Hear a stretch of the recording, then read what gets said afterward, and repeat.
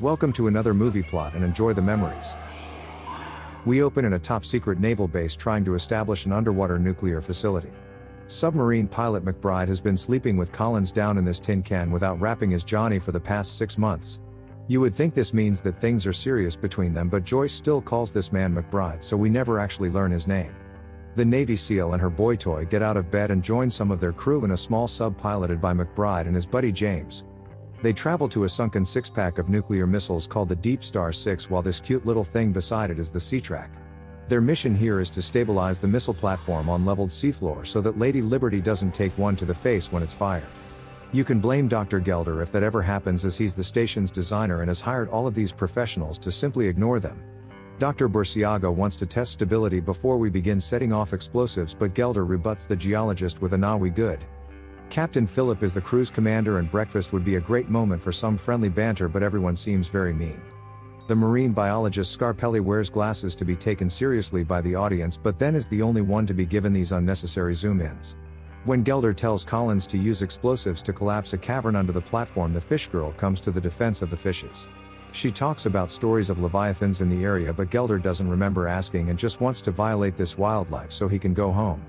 Scarpelli goes to tell Philip about this blatant disregard for the fishes, but the captain also couldn't give a crap and just tells her to take the day off. Besides annoying the crew, the biologist also knows her way around a showerhead but needs James's expertise to help her test the water pressure. We have too many damn pilots in this crew anyway, but not for long, as Osborne and Hodges are sent to deploy explosive charges with a tractor. The detonation is cool, but it causes the seafloor to break away and almost swallow up the pilots because we didn't listen to Burciaga, now did we?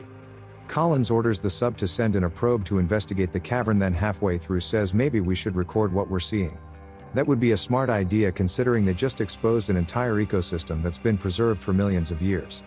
The feed suddenly goes dead when something snaps the guidance cable, but it's worth more than the pilots' lives apparently. Detaching from the tractor in a mini-submarine, the expendable pilots descend until picking something up on the sonar. It's closing in fast, but before they can report it, the pair makes some silly faces and we lose contact with them forever. Burciaga and Collins are trying to get through from the Sea-Track when the first-person camera emerges from the cavern and charges them. It batters the station until Collins is knocked out and Burciaga crushed, and then leaves them teetering on the edge of a cliff. When Collins regains consciousness, she checks on Burciaga, but his legs are trapped under heavy equipment with water levels rising. Getting no reply, Captain Phillip and McBride check on them in another sub but pick up the same fast-moving creature on the sonar. It's supposedly moving erratically, but all we see are these beeps and boops on the display, so we're just going to have to take their word. The captain makes a risky call and shuts down the sub, causing the creature to suddenly lose interest and leave as it's attracted to lights. Arriving at the badly damaged Sea-Track, McBride must carefully dock to the angled installation without causing it to drag them all over. They board it and rescue Collins, however Burciaga has already bled out in the lamest way to die outside of disappearing off-screen. The writers also thought this, so the Sea-Track begins to shift and they crush Captain Phillip with a hatch to wake the audience up. Because he's in so much pain, our selfless captain opens a portal, nearly killing everybody in an attempt to drown himself quicker. Collins and McBride survive his attempted assassination of them and escape on the submarine just before the Sea-Track collapses over the cliff. They return to the rest of the crew on the DeepStar, where the injured woman gets examined by Dr. Norris, who lets slip that Collins is pregnant. The father promises to help raise it, and if he's a boy, name him Phil after their good friend who just tried to drown a pregnant mother. Everyone prepares for an obvious evacuation, but Gelder argues to continue their mission even after losing 4 lives to build an underwater table. If you think that he's stupid, then meet the mechanic Snyder, who tries turn off the computer but follows a procedure meant for aggressive enemies. A missile detonates prematurely, which is a common problem with men of Gelder's age, so he knows to warn everybody about repercussions. A shockwave hammers the side of the facility, damaging the compression system, so now none of them are able to escape after all.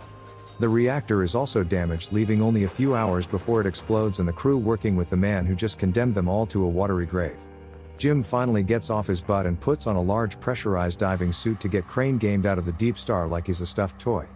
As he completes a weld on the outside, James suddenly lets out a shriek, so the crew bring him back on board with a nifty little auto-retrieval system.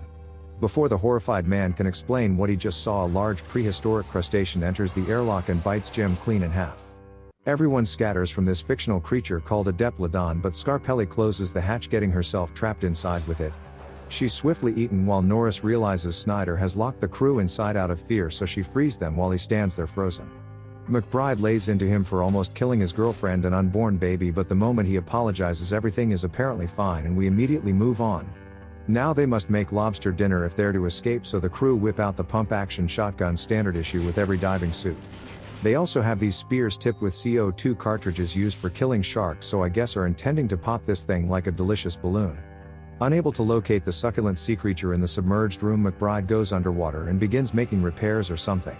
It doesn't really matter as the Diplodon emerges behind him, so the crew open fire and impale it with spears, but none of this crap works.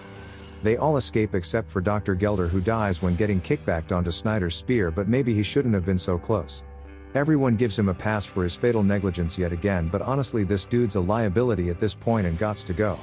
Dr. Norris gets him to calm down with a sedative and headlock administered from McBride, but we're way past that as Snyder has gone completely fruity for loops.